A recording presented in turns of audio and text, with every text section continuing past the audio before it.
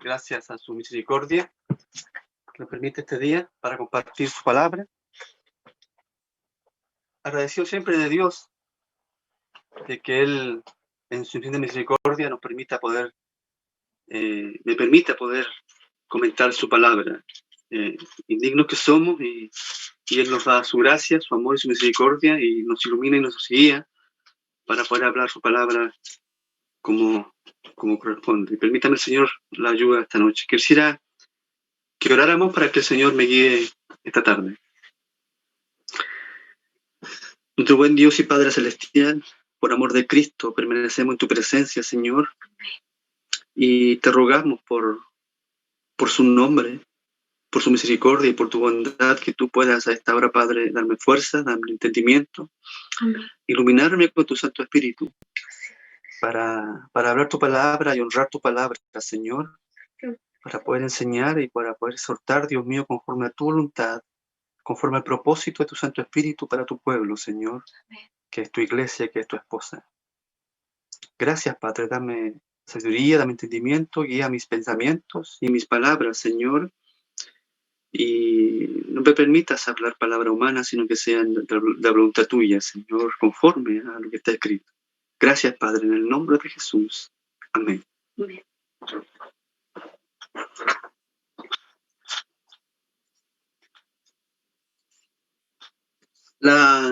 El mensaje de hoy está en el libro de 1 Tesalonicenses. 1 Tesalonicenses, capítulo 4. Vamos a leer del verso 13 al verso 18. Verso 13 al verso 18. Dice así en el nombre del Señor. Tampoco queremos, hermanos, que ignoréis acerca de los que duermen, para que no os entristezcáis como el que tienen esperanza. Porque si creemos que Jesús murió y resucitó, así también traerá Dios con Jesús a los que durmieron en él. Por lo cual os decimos esto en palabra del Señor, que nosotros que vivimos, que habremos quedado hasta la venida del Señor, no prevaleceremos a los que durmieron, porque el Señor mismo, con voz de mando, con voz de arcángel y con trompetas de Dios, descenderá del cielo, y los muertos en Cristo resucitarán primero. Luego nosotros, los que vivimos, los que hayamos quedado, seremos arrebatados juntamente con ellos en las nubes, para recibir al Señor en el aire, y así estaremos siempre con el Señor. Por tanto, alentaos unos a otros con estas palabras. Bendito sea el Señor. Gracias por esta hermosa promesa que nos da el Señor ahí. Quisiera contarles, antes de entrar en el terreno, una anécdota que me sucedió hace muchos años, cuando era Lolo, adolescente, casi niño, entre adolescente y niño, allá en un campo, por allá por el sur de Chile, al sur de Chillán, llamado Oriocura. Bien, estábamos trabajando con mi padre y mis hermanos allí, y mi padre me dice que yo tenía que quedarme en la casa que hay allá, que había en ese lugar, una casa pequeña que había, donde había herramientas y otras cosas, y mi padre me dice, quédate aquí y espérame porque yo voy a venir a buscarte en algunos días más. Me dejó un poco de comida, me dejó unas cuantas monedas, porque era necesario que yo me quedara y que ellos se fueran, para cuidar ahí el lugar, y las herramientas especialmente. Fue así que pasaron los días, se me acabó el alimento que me dejó, se me acabó el dinero que me dejó, y al pasar los días, se me acabó también la paciencia. Y al verme sin dinero y sin alimento, tuve que rebuscármelas como niño y adolescente, recolectando cosas, frutos del momento, y juntar un poco de dinero y salir a la carretera, tomar un bus e irme por las mías, porque mi padre no llegó. En fin, esa es una anécdota que siempre recuerdo, pero ¿a qué voy con esto? A que nosotros somos humanos. La promesa del hombre es lábil, es falible. No culpo a mi padre, sino que más bien es normal que los hombres fallen y uno puede tener muchas buenas intenciones en cumplir algo, pero muchas circunstancias se entrometen y no podemos. No hay seguridad, no hay certeza en las promesas de hombres. Pero las promesas de Dios es todo lo contrario. Las promesas de Dios son en el amén y en el sí. Son certeza, son verdades y Dios es fiel a su palabra y poderoso para cumplirla. Por lo tanto, cualquier promesa y cualquier palabra que Dios nos da es en el sí y en el amén, es una certeza, es una seguridad. Y Dios es digno de dar y de absoluta confianza de parte nuestra. Y aquí Pablo nos está hablando sobre una promesa, la promesa del retorno de Jesucristo. Y quisiera dividir este párrafo, del 3 al 18, en 3 subsecciones. Primero, del 13 al 14, luego del 15 al 17, y dejando como tercera sección el verso 18. En la primera sección, del 13 al 14, y lo voy a repetir, Pablo dice: tampoco queremos, hermanos, que ignoréis, el verso 13, acerca de los que duermen, para que no os entristezcáis como los que no tienen esperanza. Pablo intenta en esta primera sección alentar y despejar las dudas de los hermanos tesalónicos. Los hermanos tesalónicos tenían dudas respecto a los que habían partido en el Señor, los que habían muerto creyendo en el Señor.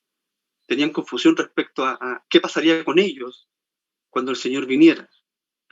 Entonces Pablo empieza a dar la perspectiva aquí bíblica de cómo esperar y cómo tener confianza al respecto. Y por eso les dice no queremos, hermanos, que ignoren, que desconozcan acerca de los que duermen, para que no se entristezcan con los demás que no tienen esperanza. Pablo hace una gran diferencia ahí entre dos grupos, los que duermen en el Señor y nosotros los cristianos, y los que no son creyentes, los cuales no tienen esperanza. Pero Pablo dice: nosotros tenemos esperanza, una gran esperanza. Pablo intenta en este verso 13 y 14 consolar y alentar a los hermanos de Tesalónica con la doctrina de la resurrección de Cristo y por consiguiente la resurrección de todos los que han muerto en él. Así que por medio de la doctrina de la resurrección de Cristo, Pablo les da un consuelo y un aliciente a los hermanos de Tesalónica. Y Pablo les dice claramente, el 14, porque si creemos que Jesús murió, ahí Pablo introduce la doctrina de la resurrección de Cristo.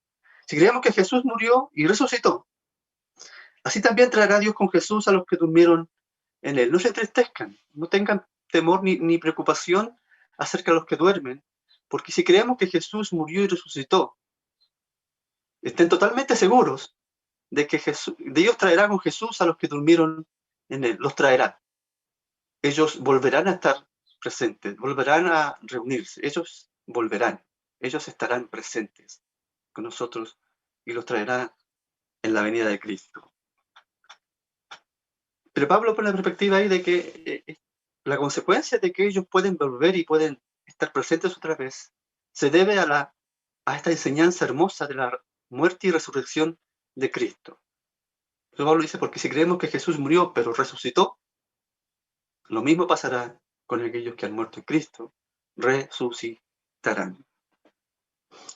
Y quiero que vayamos a 1 Corintios capítulo 15, del verso 13 al 23. 1 Corintios capítulo 15, verso 13 al 23. Porque, dice Pablo, porque si no hay resurrección de muertos, tampoco Cristo resucitó. Y si Cristo no resucitó, vana entonces es nuestra predicación, vana es también nuestra fe. Y somos hallados falsos testigos de Dios, porque hemos testificado de que que Él resucitó a Cristo, al cual no resucitó, si en verdad los muertos no resucitan. Porque si los muertos no resucitan, pues tampoco Cristo resucitó. Y si Cristo no resucitó, vuestra fe es vana, aún estáis en vuestros pecados. entonces también los que durmieron en Cristo, pues perecieron. Si en esta vida solamente esperamos en Cristo, somos los más dignos de conmiseración de todos los hombres. Mas ahora Cristo ha resucitado de los muertos, primicias de los que durmieron es hecho. Por cuanto la muerte entró por un hombre, también por un hombre la resurrección de los muertos. Porque así como en Adán todos mueren, también en Cristo todos serán vivificados. ¿Ven? Aquí Pablo alienta a los hermanos de Tesalónica con la doctrina hermosa de la resurrección de Cristo. Y Pablo afirma categóricamente que Cristo resucitó. Que la muerte entró por un hombre y todos mueren por Adán. Pero la vida, la resurrección, también está por un hombre, Jesucristo. Por su resurrección, todos nosotros entramos a la resurrección. De lo contrario, nuestra vida sería vana y los que han dormido en él estarían condenados. Pero sí, Cristo resucitó. Y mire, Pablo dice ahí que la razón por la cual Cristo nos resucita es porque dice que Cristo es el espíritu vivificante. Adán es el que causa la muerte y la mortalidad, pero Cristo es el espíritu vivificante, es el ser vivificante que va a dar vida a todos los que creen en él. Por su poder vivificante es que Cristo nos asegura en su promesa la resurrección de entre los muertos. Así que un gran consuelo que Dios les da con la certeza de la resurrección de Cristo a los hermanos. Juan, capítulo 11, verso 24, el Evangelio de Juan, capítulo 11, verso 24, allí Jesús habla con Marta. Marta le dice a él, Marta le dijo, yo sé que resucitará en la resurrección del día postrero. Ahí están hablando Marta y Jesús sobre la resurrección de Lázaro. Lázaro había muerto.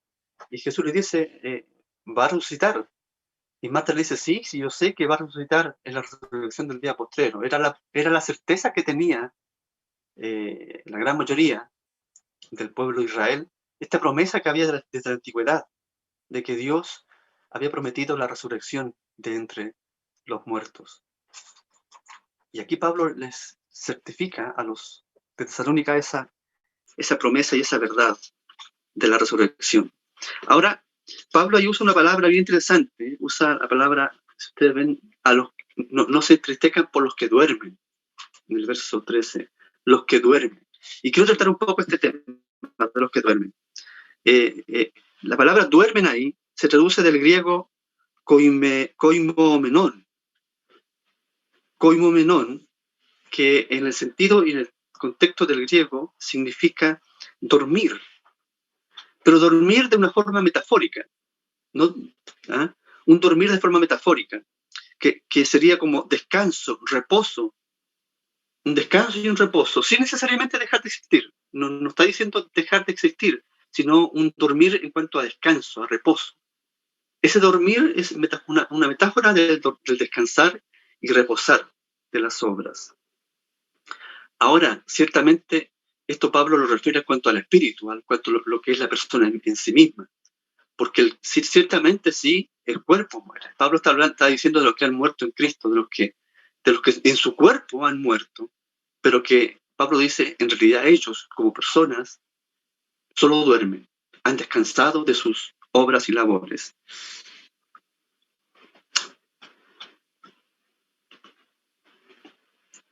Ahora, la palabra que usa el griego para muerte real y total es otra. La palabra para muerte literal, completa, el griego usa la palabra necros, de donde hoy en día viene la derivativa necrosis. Cuando una parte del tejido del cuerpo muere, es que la persona le está dando ahí una necrosis. Se necrosa el cuerpo, se muere el tejido. Y la palabra muerte en sí misma, en griego es necros. Sin embargo, la palabra que Pablo usa aquí es koimomenon, que es dormir, reposar y descansar. Eso para que quede claro un poco lo que es dormir en el sentido cristiano y bíblico. Para los hijos de Dios, no se usa esta palabra de dormir y descansar para los que no son creyentes. Es exclusiva en la Biblia para los que son creyentes, para los que esperan la resurrección en Cristo y los que esperaban la salvación allá en el Antiguo Testamento. También se usa la frase dormir, los que duermen, los que esperan la promesa de Dios de la resurrección. Ellos son los que duermen. Los no creyentes no descansan. Ahora, aquí Pablo también introduce una idea de orden, una idea de un orden en este asunto de la resurrección. Pablo dice que los creyentes resucitarán a causa de que Cristo haya resucitado. Aquí hay un orden, ¿ves? Cristo resucita y luego todos los que esperan en él. Este es el orden del acontecimiento. Y el orden que se da está establecido por la primera resurrección, que es la primicia, que es Jesucristo. Si Cristo resucitó, entonces todos van a resucitar. Y así como creemos que Cristo murió y resucitó, también los que han dormido, dice Pablo, van a resucitar el día que Él venga. 1 Corintios, Apocalipsis,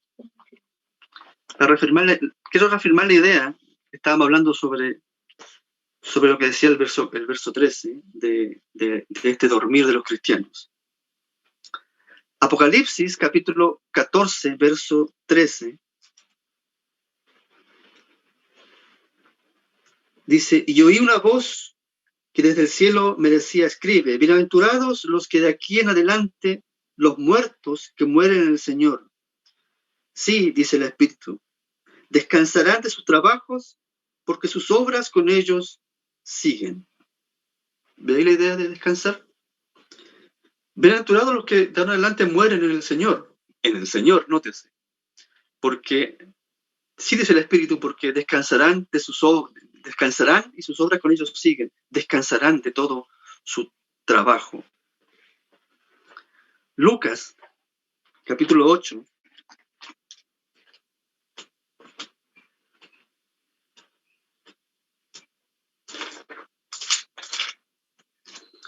Lucas, capítulo 8, verso 52.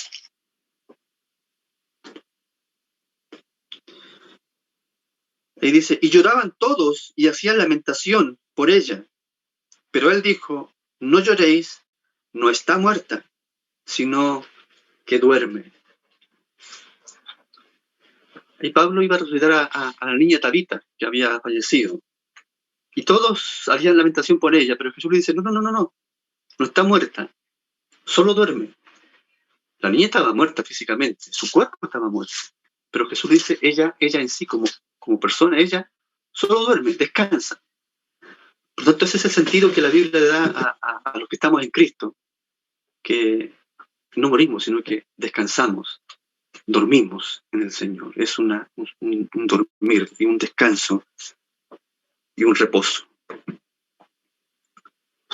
Ahora lo que les decía sobre este orden que hay, que primero Cristo resucita, y por lo tanto esa es la causa por la cual nosotros resucitaremos. 1 Corintios 15, 22 y 23 dice, porque así como en Adán todos mueren, también en Cristo todos serán vivificados. Como en Adán decíamos, todos mueren, todos en Cristo serán vivificados. Pero cada uno en su debido orden. Cristo, las primicias. Luego los que son de Cristo, en su venida. Pablo dice que ese es el orden que hay. Todos en su debido orden resucitarán. Cristo, que es la primicia para Dios, el primero de la resurrección, es él, la primicia. Y luego dice, los que son de Cristo, en su venida. Y ahí Pablo les deja claro este orden que hay de que Cristo, nuestra primicia, resucitó y por lo tanto por ese acontecimiento nosotros resucitaremos posteriormente en su venida.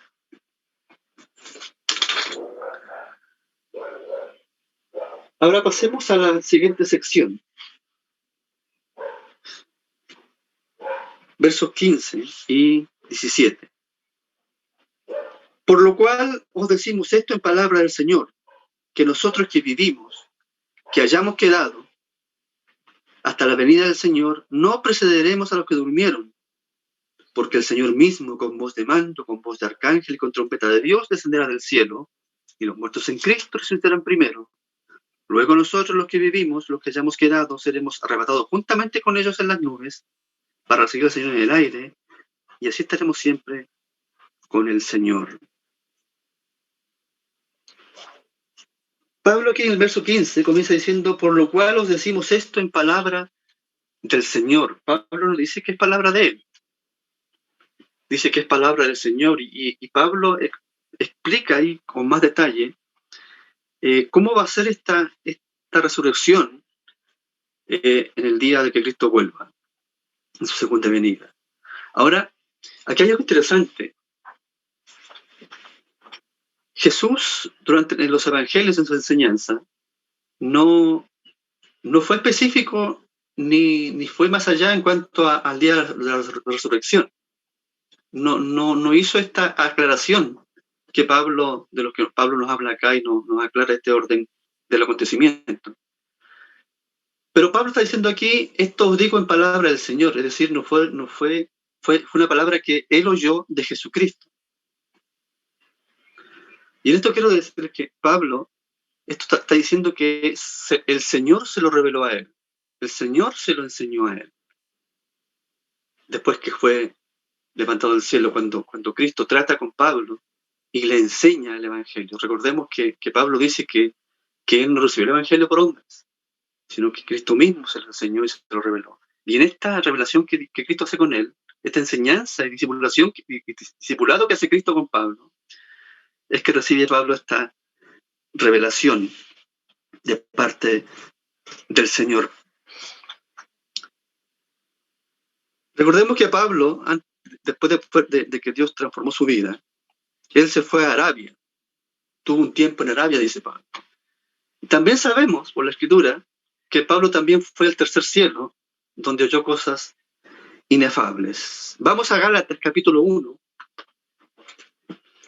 Gálatas capítulo 1, verso 15 al 17 dice, pero cuando agradó a Dios, que me apartó desde el vientre de mi madre y me llamó por su gracia, revelar su Hijo en mí, para que yo lo predicase entre los gentiles, no consulté enseguida con carne ni sangre, ni subí a Jerusalén a los que eran apóstoles antes que yo, sino que fui a Arabia y volví de nuevo a Damasco.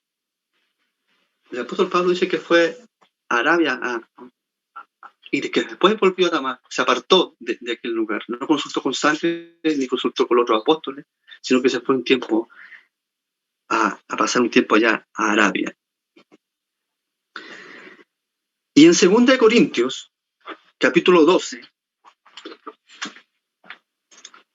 verso 2 al 4, dice Pablo, yo conozco a un hombre en Cristo que hace 14 años, sin el cuerpo, no lo sé, si fuera del cuerpo, no lo sé, Dios lo sabe, fue arrebatado al tercer cielo, y conozco a tal hombre, si el cuerpo fuera del cuerpo, no lo sé, Dios lo sabe, que fue arrebatado al paraíso, donde oyó palabras inefables que no le es permitido al hombre expresar. Dice Pablo, hace 14 años me pasó eso, y oyó cosas inefables. Esa revelación que Cristo le dio del Evangelio, ese discipulado que Cristo mismo hizo con el apóstol Pablo, le reveló estas palabras que ahora dice Pablo, os digo esto en palabras del Señor, en palabras del Señor. Y en este mensaje, esta revelación que Pablo dice que recibió el Señor, Pedro también lo va a decir, que hay cosas profundas y complicadas que Pablo enseña a veces, conforme a la revelación que Dios le dio a él. Así dice Pedro, reconociendo que Pablo tuvo relaciones de Dios. Entonces, allí vemos que fue enseñado por Jesucristo esta misma enseñanza. Y Pablo aquí hace un énfasis en lo que Jesucristo le enseñó. Hace un énfasis para especificar este orden, para aclarar este orden de acontecimiento en aquel día. Pablo dice, por lo cual decimos esto en palabra del Señor, que nosotros que vivimos, que habremos quedado hasta la venida del Señor, no perteneceremos a los que durmieron. Pablo aquí hace un énfasis. Los que vivimos porque Pablo está tratando de consolar a aquellos que piensan que sus muertos nunca lo van a ver, pero Pablo los consuela, hablando de que solamente duermen. Y aquí Pablo dice, pero quiero decirles algo, que el Señor me dijo a mí, dijo Pablo, que los que vivimos no perteneceremos a los que durmieron, o sea, no resucitaremos antes que ellos. O sea, no seremos transformados antes que ellos. Pablo está diciendo que en esta venida del Señor, cuando Él nos venga a buscar, nosotros los que vivimos no seremos antes que los que ya han dormido, sino que al contrario, dice Pablo, los que duermen serán primeros en resucitar. Ellos primero resucitan los que han muerto, y después, dice Pablo, luego que ellos resuciten, nosotros que vivimos somos transformados. Y junto a ellos vamos al encuentro del Señor, a Jesucristo, a encontrarnos con Él en el aire. Este es un énfasis que hace Pablo al respecto, y repite frases. Dice, no pereceremos. Después dice, ellos resucitarán primero. Y después vuelve a decir, luego nosotros. ¿Notan ese énfasis que hay ahí? Primero lo que resucitan ellos, no vamos a ser antes, primero ellos resucitan y luego nosotros. Hace ese énfasis Pablo ahí bien notorio en los tres pasajes. En el verso 16 leemos, porque el Señor mismo, con voz de mando, con voz de arcángel y con trompeta de Dios, descenderá del cielo, y los muertos en Cristo resucitarán primero. El Señor mismo es también enfático y Pablo, y bien categórico.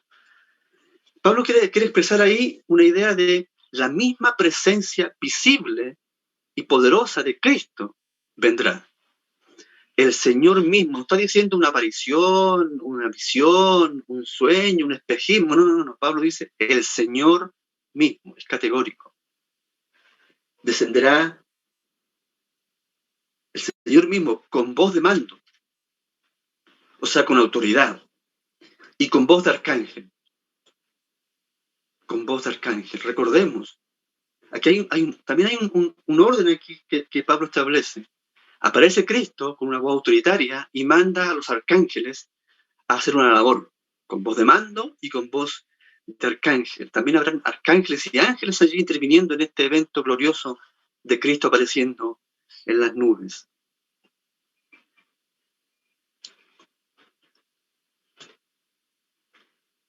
Primero Corintios, capítulo 15.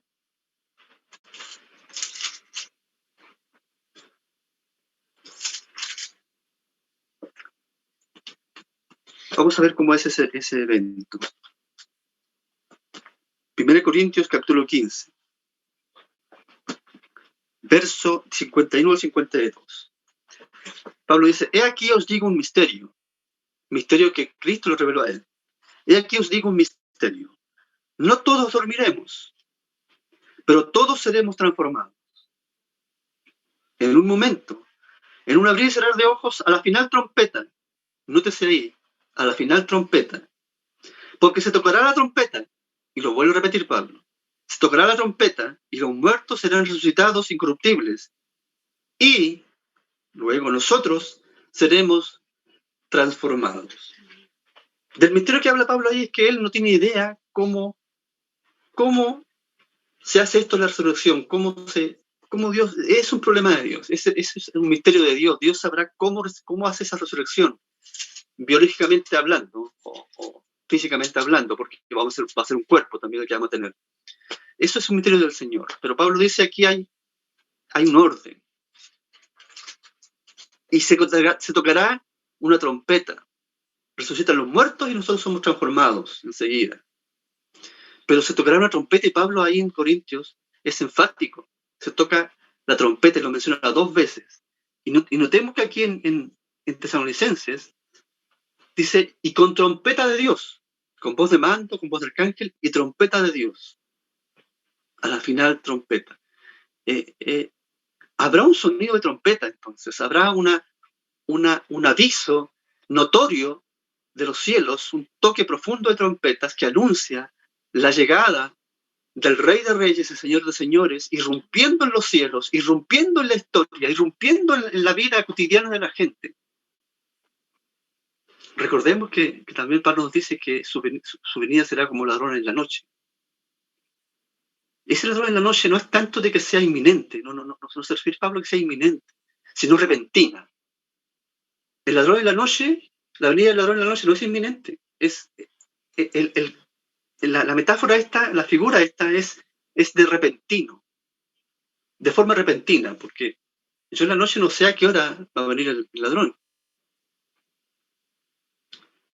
Entonces es repentino, es una hora que no, a la hora que no sé, a la hora que no sabéis, dijo Jesús también, a la hora que no esperáis, de forma repentina. Y también la Biblia, el apóstol Pablo enseña ahí que cuando digan paz y seguridad, entonces vendrá sobre ellos destrucción repentina. O sea, cuando digan paz y seguridad, estarán tranquilos, relajados, sin problemas, habrá paz en el mundo, seguridad, aquí no pasa nada. Y de repente aparece el Señor, repentinamente. Entonces, Cristo viene e irrumpe en esta tranquilidad y aparente paz del mundo, aparente seguridad que habrá. Y Cristo irrumpe. Irrumpe para cambiarlo todo. Con voz de mando, con voz de arcángel y con trompeta de Dios. Mateo 24, verso 30 al 31. Entonces aparecerá la señal del Hijo del Hombre en el cielo. Y entonces lamentarán todas las tribus de la tierra y verán al Hijo del Hombre viniendo sobre las nubes del cielo con poder y gran gloria. Y enviará a sus ángeles con gran voz de trompeta otra vez, y juntará a sus escogidos de los cuatro vientos del extremo del cielo al otro. Mandará a sus ángeles, con voz de arcángel, dice aquí en Tesalonicenses, con voz de mando, mandará a sus ángeles y sus arcángeles, a los otros ángeles más, a recoger a todos sus escogidos de un extremo del cielo al otro, con poderosa voz de mando y con trompeta de Dios. Un evento que irrumpe así de forma repentina y deja de espalda a toda la gente incrédula que no espera tal evento.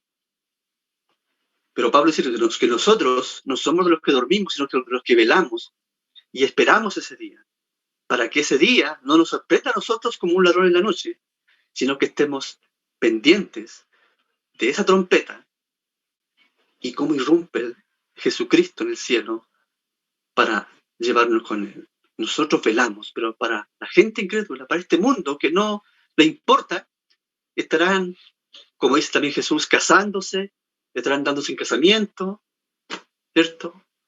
Estarán dos en el moliendo, estarán haciendo sus cosas. Y ese casarse y darse casamiento quiere decir que estarán, como dijo Pablo también, estarán con aparente paz y seguridad. ¿Ah? Y Cristo irrumpe en sus vidas y harán lamentación por él. Dice, todas las tribus de la tierra harán lamentación por él. Se sorprenderán, como el ladrón sorprende en la noche, repentinamente. Dice el 17, Pablo ahí,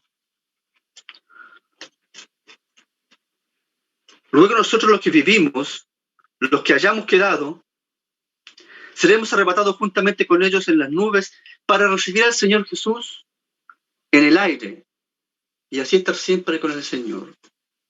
Ya ahí en Mateo vimos que la señal del Hijo del Hombre en el aire. Nos juntamos en el aire. Es allí donde se hace nuestra unión con Cristo. Cristo no viene aquí a descender y a poner sus pies, como dice algunos dispensacionalistas, que pone sus pies y se parte. No. Cristo no desciende a la misma tierra a tocar tierra. Él en el aire, en las nubes, se reúne con los suyos, resucita a los suyos, somos transformados y nos levanta a los dos grupos juntos, los resucitados y los transformados vivos, a encontrarnos con Él en el aire.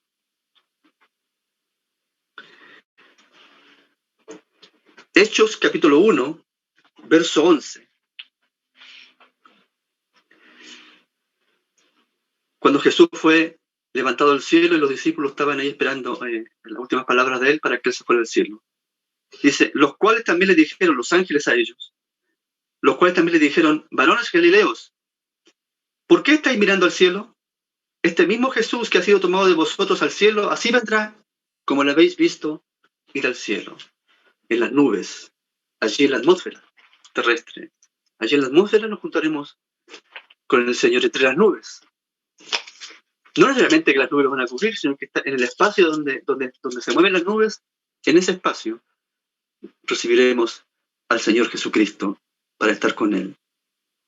Mateo 24, Jesús también lo aclara eso. Mateo 24, del verso 30, perdón, Mateo 24, del verso 26 al 30. 26 al 27, perdón. Mateo 24, 26 al 27 dice, así que, si os dijeren, mirad, está en el desierto, recordemos que en el aire, no en la tierra, así que no puede estar allá en el desierto. Mirad, está en el desierto, no salgáis, o mirad, está en los aposentos, en alguna casa, en algún lugar. No lo creáis, porque como el relámpago que sale del oriente y se muestra hasta el occidente, así será la venida del Hijo del Hombre, como el relámpago que se muestra en el cielo. El relámpago, la luz y la iluminación se ve de todos lados, pero es un acontecimiento que ocurre en el cielo, no aquí en algún lugar de la tierra específico, para que no nos engañen, dice Jesús. Y así estaremos siempre con el Señor. Y esta es la promesa hermosa que Pablo nos enseña ahí. Para recibir al Señor Jesús en el aire, y así estaremos siempre con el Señor. O sea, nunca jamás nos volveremos a separar de Jesucristo. Y así estaremos para siempre con el Señor. Ahí Pablo lo que está haciendo es introducir la eternidad. Pablo está introduciendo la eternidad. ¿Por qué? Porque al pasar eso y al recibir a Cristo en el aire y juntarnos con Él en las nubes, aquí en la tierra, como bien describe Pedro en su carta, queda la tole-tole. Los elementos ardientes serán deshechos, los hombres gritarán y llama de fuego consumirá la tierra por completo. Pero nosotros estaremos con Cristo en el aire. La tierra será convulsionada, explosiones, desastres, terremotos gigantescos, convulsión de la tierra, un cataclismo que vendrá un hervor de fuego, dice, un hervor de fuego, o sea, fuego hirviendo. Eso me imagino, la lava, cuando la ven en el volcán, eso es fuego hirviendo, o hervor de fuego, una llama de fuego que consumirá toda la tierra y lo destruirá todo. Pero nosotros estaremos en el aire, en la presencia de Cristo, para estar para siempre con Él. Apocalipsis 21, del verso 3 al 4. Y yo oí una gran voz del cielo que decía, he aquí el tabernáculo de Dios con los hombres, y Él morará con ellos, y ellos serán su pueblo, y Dios mismo estará con ellos como su Dios. Enjugará Dios toda lágrima de los ojos de ellos, y ya no habrá muerte, ni habrá más llanto, ni clamor, ni dolor, porque las primeras cosas pasaron. He aquí, todas son hechas nuevas. Y Dios introduce la eternidad, hace juicio con los hombres y crea todo nuevo para vivir con Él en cielos nuevos y tierra nueva, enjugando toda lágrima y todo dolor. Ya no habrá más llanto, ni clamor, ni dolor, ni pandemias, ni problemas económicos, ni sufrimiento, nada. Y estaremos con todos aquellos que han creído y alabado el nombre de Cristo, que han partido desde los tiempos antiguos hasta cuando Cristo venga. El verso 18, que es la tercera sección ya, nos dice, por tanto, alentaos los unos a los otros con estas palabras. Alentaos los unos a los otros con estas palabras. Consuélense, alégrense, motívense, canten de alegría, porque tenemos victoria en Cristo. Aliéntense unos a otros con estas palabras. Griten de júbilo, porque Cristo ha vencido. Porque Cristo mismo ha vencido y estaremos siempre con el Señor. Esperamos en él su venida. Bien, Apocalipsis dice, sí, amén. Ven, Señor Jesús. Y el Espíritu y la esposa digan, ven, ven, Señor Jesús, que te esperamos. Alentémonos, hermanos, con estas palabras que sean el aliento. Apocalipsis dice la Biblia que es un libro no para asustarnos, es un libro para alentarnos, para consolarnos, para animarnos, dándonos la certeza de que Cristo ha vencido a la muerte y nos ha dado vida eterna junto a Él, con cielos nuevos y tierra nueva. Alentémonos con estas palabras. Amén. Oremos al Señor.